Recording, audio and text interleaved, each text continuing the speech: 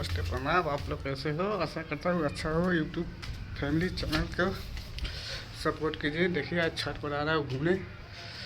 आज धूप तो बड़ी मस्त कड़क है और कपड़ा कल पसार के गए थे साल दिन को उतारने जा रहे साल टाइम नहीं मिला था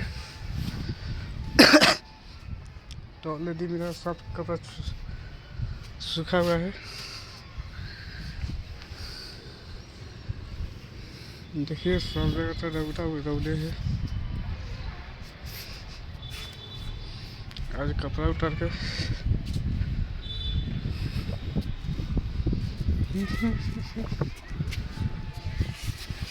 बड़ी खुशी की बात है कि देखिए इस पर एक पतंग अब कहाँ से उड़िया के आया नहीं आया तो इसको मालूम नहीं, लेकिन चलो समय मिलेगा तो इसको उड़ाएंगे। भैया छुट्टी रहेगा तो क्या कर सकते, इसको तो उड़ाएंगे। बड़ी मस्त पतंग है। ऊंचाई छत के ही एगो फायदा होता है कि कहाँ कहाँ से उड़िया का चलाता है।